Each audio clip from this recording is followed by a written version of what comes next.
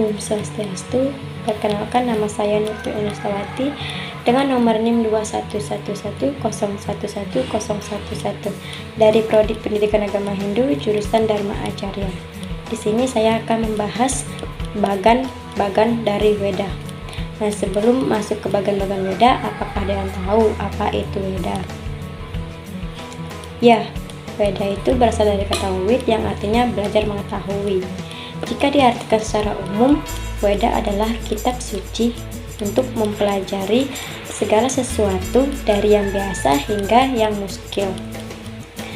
Di sini Weda dibagi menjadi dua, yaitu Weda Sruti dan Weda Smarti, di mana Weda Sruti itu adalah kelompok Weda yang ditulis Maharishi melalui pendengarannya secara langsung, dan Weda Smarti adalah kelompok Weda yang ditulis Maharishi melewati ingatannya yang diingatnya. Weda Sruti dibagi lagi menjadi tiga, yaitu Mantra Samhita, Brahmana, dan Upanishad. Dan Weda Smarti dibagi menjadi dua, yaitu Vedanga dan Upaveda. Di sini bagian dari Sruti yang pertama yaitu Mantra Samhita, dan Mantra Samhita ini dibagi lagi menjadi empat, yaitu Rigveda, Samaveda, Yajurveda, dan Atharvaveda.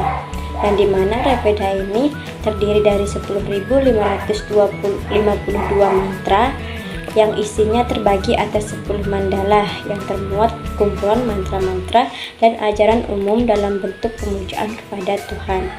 Pendeta yang melantunkannya disebut dengan Hotri. Nah, yang kedua yaitu Samaveda, di mana Samaveda ini terdiri dari 1875 mantra.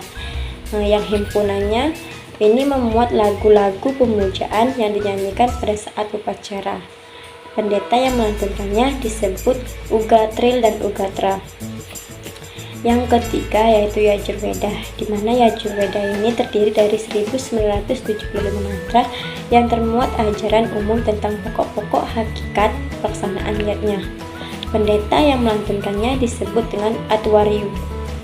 Yang keempat yaitu Atharvaveda, di mana Atharvaveda ini terdiri dari 5.987 mantra yang terbentuk prosa.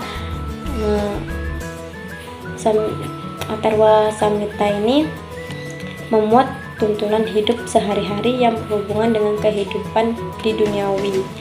Pendeta yang melantunkannya disebut dengan Gopata Brahmana.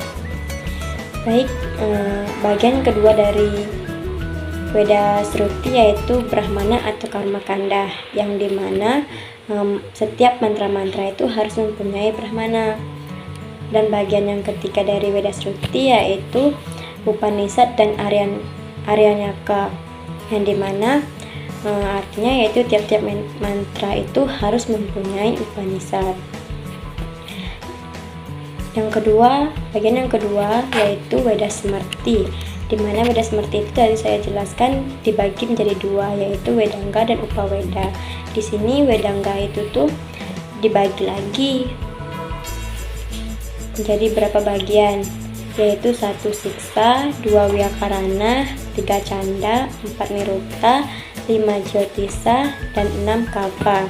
Kalpa ini dibagi lagi menjadi 4, yaitu Srauta, Kriya, Dharma, dan Sulwa.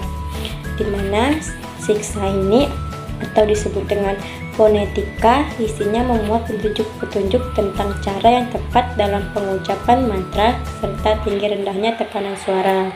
Yang kedua tadi yaitu Vyakarana atau tata bahasa, merupakan suplemen batang tubuh untuk Weda dan dianggap sangat penting serta menentukan, karena untuk mengerti dan memahami Weda Sruti ini tidak mungkin tanpa bantuan dan pengertian dari bahasa yang benar. Baik, yang ketiga yaitu Canda. Canda atau lagu ini adalah cabang Weda yang khusus membahas aspek ikatan bahasa yang disebut lagu. Sejak dari sejarah penulisannya, peranan Candra sangat penting. Karena apa?